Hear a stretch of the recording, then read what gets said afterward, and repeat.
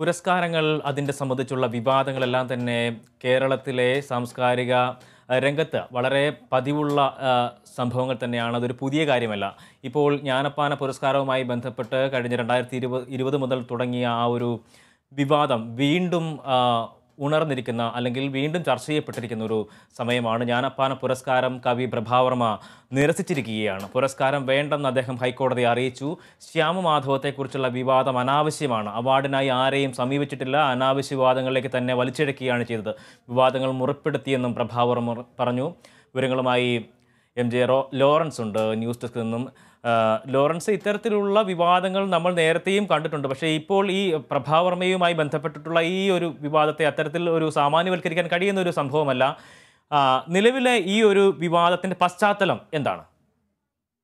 AB, മലയാള സാഹിത്യ ലോകത്ത് വിവാദങ്ങൾ ബേബി സൂചിപ്പിച്ചതുപോലെ അത്ര വിവാദങ്ങൾ അത്ര പുതുമയുള്ള കാര്യങ്ങളൊന്നുമല്ല. പക്ഷേ മലയാള സാഹിത്യ ചരിത്രത്തിൽ ഒരുപക്ഷെ വരാനിരിക്കുന്ന ചരിത്രത്തിലും പക്ഷേ കഴിഞ്ഞുപോയ ചരിത്രത്തിലുമൊക്കെ തന്നെ നമ്മൾ പരിശോധിച്ചാൽ കാണാവുന്ന കാര്യം, മലയാള സാഹിത്യ ചരിത്രത്തിൽ തന്നെ വളരെ വളരെ ശ്രദ്ധേയമായ ഒരു നിരാസം എന്ന് വേണമെങ്കിൽ നമുക്ക് ഈ പുരസ്കാര നിരാസത്തെ കാണാം. ജ്ഞാനപ്പാന പുരസ്കാരം, അതായത് ഗുരുവായൂരപ്പൻ ട്രസ്റ്റിൻ്റെ ജ്ഞാനപ്പാന പുരസ്കാരം പ്രമുഖ കവി പ്രഭാവർമ്മ നിരസിച്ചിരിക്കുകയാണ്. അദ്ദേഹം തനിക്ക് പുരസ്കാരം വേണ്ട, അർഹതയുണ്ടെങ്കിലും തനിക്ക് പുരസ്കാരം വേണ്ട എന്ന് അദ്ദേഹം ഹൈക്കോടതിയെ അറിയിച്ചിരിക്കുകയാണ്. സാധാരണ പുരസ്കാരങ്ങൾ ഇങ്ങനെ കോടതികൾ കയറാറുണ്ട്. പക്ഷേ ഇത് വേറൊരു തരത്തിലാണ് ഈ പുരസ്കാരത്തിനെതിരായിട്ടുള്ള ഹർജികൾ ഹൈക്കോടതിയിൽ വന്നത്. പുരസ്കാരം വേണ്ടെന്ന് പ്രഭാവർമ്മ ഹൈക്കോടതിയെ അറിയിച്ചു. അവാർഡ് സ്വീകരിക്കാൻ തനിക്ക് താല്പര്യമില്ല എന്നാണ് അദ്ദേഹം ഇപ്പോൾ ഡിവിഷൻ ബെഞ്ചിനെ അറിയിച്ചിരിക്കുന്നത്. അർഹതയില്ലെങ്കിലും പുരസ്കാരം വേണ്ട. ശ്യാമമാധവം താൻ ഏതെങ്കിലും ഒരു ജൂറിക്ക്, അതായത് ഗുരുവായൂരപ്പൻ ട്രസ്റ്റിൻ്റെ അവാർഡ് നൽകുന്ന ജ്ഞാനപ്പാന പുരസ്കാരം നൽകുന്ന ജൂറിക്ക് താൻ തൻ്റെ ഇത് ഗ്രന്ഥം അല്ലെങ്കിൽ തൻ്റെ ഈ രചന, തൻ്റെ കാവ്യാഖ്യായിക സമർപ്പിച്ചിട്ടില്ല. താൻ ഒരു അപേക്ഷയും നൽകിയിട്ടില്ല. അവാർഡിന് പുറകെ പോകുന്ന രീതി തനിക്കില്ല. അവാർഡ് തന്നെ തേടി വരുന്നതാണ് കാണുന്നത്. താൻ അവാർഡിന് വേണ്ടി ആരെയും സമീപിച്ചിട്ടില്ല. ഇതിൻ്റെ പിന്നിലുണ്ടായിട്ടുള്ള വിവാദങ്ങളെല്ലാം തന്നെ അനാവശ്യമാണ്. ശ്യാമമാധവത്തെക്കുറിച്ചുള്ള വിവാദം തന്നെ അനാവശ്യമാണ്. അവാർഡിനായി താൻ ആരെയും സമീപിച്ചിട്ടില്ല. അനാവശ്യ വിവാദങ്ങളിലേക്ക് തന്നെ വലിച്ചിഴച്ചു. വിവാദങ്ങൾ മുറിപ്പെടുത്തുന്നതാണെന്നും ഒരു 7 പേജോളമുള്ള എതിർ സത്യവാങ്മൂലത്തിൽ പ്രഭാവർമ്മ ഹൈക്കോടതി അറിയിച്ചിരിക്കുകയാണ്. ഇതിൻ്റെ പശ്ചാത്തലം നമ്മളൊന്ന് പരിശോധിച്ച് കഴിഞ്ഞാൽ, ഇത് 2018 പ്രളയം കേരളത്തെ ലോകമെമ്പാടും അല്ലെങ്കിൽ കേരളത്തെ നടുക്കിയ 2018 പ്രളയത്തെ തുടർന്ന് ഗുരുവായൂർ ദേവസ്വം ബോർഡ് ഒരു 10 കോടി രൂപ മുഖ്യമന്ത്രിയുടെ ദുരിതാശ്വാസ നിധിയിലേക്ക് നൽകുകയുണ്ടായി. മുഖ്യമന്ത്രിയിലേക്ക് ഈ 10 കോടി രൂപ ദുരിതാശ്വാസ നിധിയിലേക്ക് നൽകിയത് ഗുരുവായൂർ ദേവസ്വം ബോർഡിൻ്റെ ചട്ടങ്ങളുടെ ലംഘനമാണെന്ന് ചൂണ്ടിക്കാണിച്ചുകൊണ്ട് ചിലർ ഹൈക്കോടതിയെ സമീപിച്ചു. ഹൈക്കോടതി ഇതിൽ വിശദമായ വാദങ്ങളെല്ലാം കേട്ടതിന് ശേഷം ഈ പണം തിരിച്ചടയ്ക്കാൻ സർക്കാരിനോട് നിർദ്ദേശിക്കുകയുണ്ടായി. ആ പണം സർക്കാർ തിരിച്ചടച്ചിട്ടുണ്ടാവും എന്നാണ് കരുതേണ്ടത്. അതിന് പിന്നാലെയാണ് ഗുരുവായൂർ ദേവസ്വം ബോർഡിന് കീഴിലുള്ള ഗുരുവായൂരപ്പൻ ട്രസ്റ്റിൻ്റെ ഈ പുരസ്കാരം പ്രഭാവർമ്മയ്ക്ക്, അത് മുഖ്യമന്ത്രിയുടെ അഡ്വൈസറായിട്ടുള്ള പ്രഭാവർമ്മയ്ക്ക് നൽകി എന്നുള്ള ഒരൊറ്റ കാരണം കൊണ്ട് മാത്രമാണ് ഈ ഹർജി വന്നത്. ഈ ഹർജി വന്നു കഴിഞ്ഞപ്പോൾ തന്നെ കോടതി ഇതിൻ്റെ പശ്ചാത്തലം ഒന്ന് പരിശോധിച്ചു. അന്ന് CT രവികുമാർ അധ്യക്ഷനായ ബെഞ്ചായിരുന്നു ഈ ഹർജി പരിഗണിച്ചു. ഹർജിയിൽ ആദ്യം 3 ഹർജികളാണ് വന്നത്. ഒരാഴ്ചയിൽ തന്നെ 3 ഹർജികളാണ് വന്നത്. ഞാൻ ഈ ഹൈക്കോടതിയിൽ റിപ്പോർട്ടറായിരുന്ന സമയത്ത് ഇത് പരിശോധിക്കുകയുണ്ട്. ആദ്യം വന്ന ഹർജിയിൽ ഗുരുവായൂർ ദേവസ്വം ബോർഡ് നിയമാവലിക്ക് വിരുദ്ധമായിട്ടാണ് ഈ പുരസ്കാരം നൽകുന്നത്. അതായത് ഗുരുവായൂർ ദേവസ്വം ബോർഡ് നിയമാവലിയിൽ പറയുന്നത്, അവിടെ ഭക്തർ ഗുരുവായൂരപ്പന് സമർപ്പിക്കുന്ന പണം ഗുരുവായൂർ ക്ഷേത്രത്തിൻ്റെ വികസനത്തിനും ഭക്തരുടെ ക്ഷേമത്തിനും മാത്രമേ ഉപയോഗിക്കാൻ പാടുള്ളൂ. മറ്റു കാര്യങ്ങൾക്കൊന്നും പണം ഉപയോഗിക്കാൻ പാടില്ല എന്നുള്ളതാണ് ഈ നിയമാവലിയിൽ പറഞ്ഞു. ഈ നിയമാവലിയുടെ ലംഘനമാണ്, അല്ലെങ്കിൽ ചട്ടങ്ങളുടെ ലംഘനമാണെന്നാണ് ഹർജിയിൽ ചൂണ്ടിക്കാണിച്ചിരുന്നത്. അത് കോടതി ഗൗരവത്തിലെടുത്തു. കാരണം ചട്ടലംഘനം നടത്തിക്കൊണ്ട് പണം അനുവദിക്കാൻ പാടില്ല, ഗുരുവായൂരപ്പൻ ട്രസ്റ്റിൻ്റെ പണം അങ്ങനെ, ഗുരുവായൂർ ദേവസ്വം ബോർഡിൻ്റെ പണം അങ്ങനെ ഉപയോഗിക്കാൻ പാടില്ല എന്നുള്ളൊരു വിലയിരുത്തലിൻ്റെ അടിസ്ഥാനത്തിലാണ് കോടതി ഈ 10 കോടി രൂപ തിരിച്ചടയ്ക്കാൻ ആവശ്യപ്പെട്ടത്. അതോടൊപ്പം തന്നെ കോടതി ഈ ഹർജി വന്നു കഴിഞ്ഞപ്പോൾ, ഈ ശ്യാമമാധവത്തിന് പുരസ്കാരം നൽകി കഴിഞ്ഞപ്പോൾ തന്നെ കോടതി ഒരു കാര്യം ചോദിച്ചു. ഞങ്ങൾ ഇതിൻ്റെ ഈ കൃതിയുടെ അല്ലെങ്കിൽ കാവ്യാഖ്യായികയുടെ മെറിറ്റിലേക്കൊന്നും ഞങ്ങൾ പോകുന്നില്ല, അതിൻ്റെ മൂല്യത്തിലേക്ക് ഞങ്ങൾ പോകുന്നില്ല. അത് ഞങ്ങളുടെ പരിധിയിലുള്ള കാര്യമല്ല, അത് ആവിഷ്കാര സ്വാതന്ത്ര്യത്തിൻ്റെ ഒരു വിഷയമാണ്. അതുകൊണ്ട് ഞങ്ങൾ അതിലേക്ക് കടക്കുന്നില്ല. ഞങ്ങളിത് ചട്ടലംഘനം ഉണ്ടോ എന്നാണ് ഞങ്ങൾ പരിശോധിക്കുന്നത്. അവർ ചട്ടലംഘനം ഉണ്ടെന്ന് കണ്ടെത്തിയിട്ട് ഈ പുരസ്കാര വിതരണം ഹൈക്കോടതി തൽക്കാലത്തേക്ക് സ്റ്റേ ചെയ്തു. അതിന്മേലുള്ള ആ ഹർജിയിലുള്ള വാദമാണ് നടക്കുന്നത്. എന്നും ഈ കേസിൽ ഹർജി വന്നിട്ടുണ്ട്. അപ്പോൾ പ്രഭാവർമ്മയുടെ എതിർ സത്യവാങ്മൂലം ഇന്ന് കോടതി പരിഗണിക്കുന്നുണ്ട്.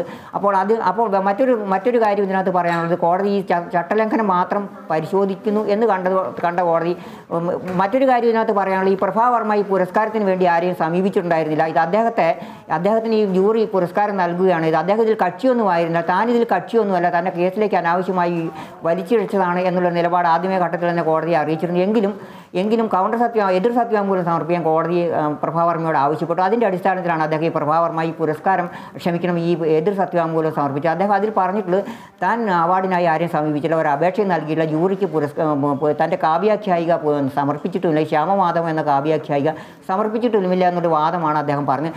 ഈ ആദ്യ ഹർജി വന്നതിന് പിന്നാലെ ചട്ടലംഘനം ആരോപിച്ചുള്ള ഈ ഹർജി വന്നതിന് പിന്നാലെ വന്ന 2 ഹർജികളാണ് ഇക്കാര്യത്തിൽ നമ്മൾ ഗൗരവമായി കാണേണ്ടത്. ഈ ശ്യാമമാധവം എന്ന ഹർജി ഭഗവാൻ ശ്രീകൃഷ്ണനെ അപകീർത്തിപ്പെടുത്തുന്നതാണ്, അല്ല അധർമ്മിയായി ചിത്രീകരിക്കുന്നു. അതുകൊണ്ട് ഈ ഭഗവാൻ ശ്രീകൃഷ്ണൻ്റെ നടക്കിൽ വീഴുന്ന കാണിക്കയിൽ നിന്നുള്ള പണം കൊണ്ട് ഇത്തരം അദ്ദേഹത്തെ അപകീർത്തിപ്പെടുത്തുന്ന ഒരു പുസ്തകത്തിന് അല്ലെങ്കിൽ ഒരു കാവ്യത്തിന് അല്ലെങ്കിൽ ഒരു രചനയ്ക്ക് ഇത് നൽകിക്കൂടാ എന്നുള്ളൊരു വാദവും കൂടി ഈ ഹർജിക്കാർ ഉന്നയിച്ചു. എന്നിരുന്നാലും ഏതായാലും ഇത് കോടതിയുടെ പരിഗണനയിലിരിക്കുകയാണ്, കോടതിയെ തീർപ്പ് കൽപ്പിക്കേണ്ടിയിരിക്കുന്നു എന്നുള്ളതാണ്. പക്ഷേ നമ്മൾ ശ്രദ്ധിക്കേണ്ട ഒരു കാര്യം, 2020 ജ്ഞാനപ്പാന പുരസ്കാരമാണ് ശ്രീ പ്രഭാവർമ്മയ്ക്ക് നൽകിയത്. അതിനുശേഷം 2021 പുരസ്കാരം നൽകി ശ്രീ KB ശ്രീദേവിക്കായിരുന്നു ഈ പുരസ്കാരം നൽകിയത്. 2022 പുരസ്കാരം പ്രമുഖ ഗാനരചയിതാവായും പഴയ മുൻ IAS ഉദ്യോഗസ്ഥനുമായ K ജയകുമാറിനായിരുന്നു. ഈ 2021 പുരസ്കാരം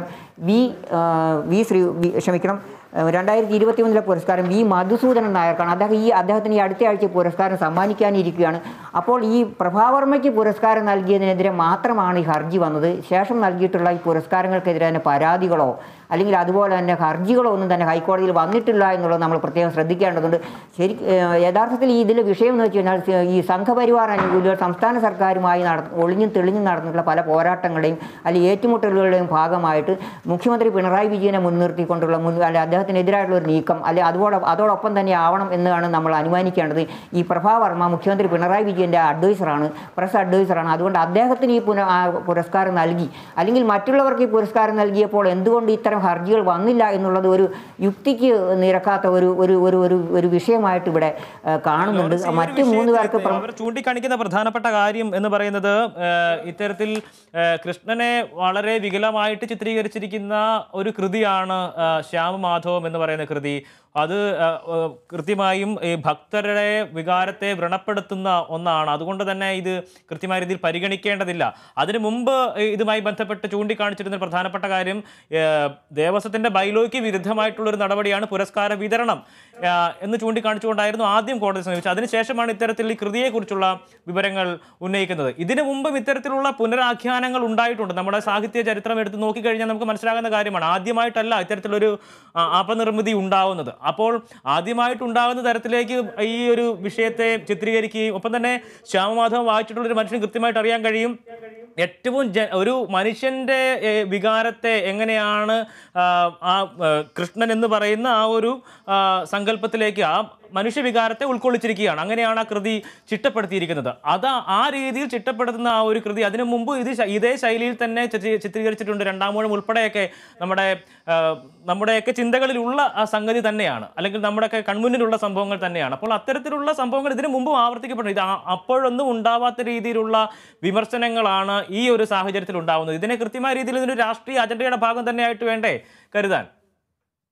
സമീപകാലത്തായിട്ട് സാംസ്കാരിക മേഖലകളിലുമൊക്കെ തന്നെ ഉണ്ടാകുന്ന ചില വ്യതിയാനങ്ങളുടെ അല്ലെങ്കിൽ കടന്നുകയറ്റങ്ങളുടെ ഭാഗമായിട്ട് സാംസ്കാരിക മേഖലയിലും അതുപോലെ തന്നെ സാഹിത്യ രചനകളിലും ഉണ്ടാകുന്ന കൃതികൾക്കെതിരെ ഇത്തരം ഇപ്പോൾ മീശ പോലുള്ള രചനകൾക്കെതിരെ വിമർശനം ഉണ്ടായിട്ടുണ്ട്. അത് നമ്മൾ ഈ സമീപകാലത്ത് കേരളം കണ്ടിട്ടുള്ളതാണ്. പക്ഷേ പ്രഭാവർമ്മയുടെ ഈ കൃഷ്ണൻ തന്നെ കേന്ദ്ര കഥാപാത്രമായിട്ടുള്ള ഈ രചന, ഈ കാവ്യാഖ്യായികയിൽ അല്ലെങ്കിൽ കൃഷ്ണനെ അപകീർത്തിപ്പെടുത്തുന്ന രീതിയിലുള്ള പരാമർശങ്ങളോ അല്ലെങ്കിൽ ഒന്നും തന്നെ ഉണ്ടായിട്ടില്ല എന്നുള്ളത് തന്നെയാണ് പ്രഭാവർമ്മ പറയുന്നത്.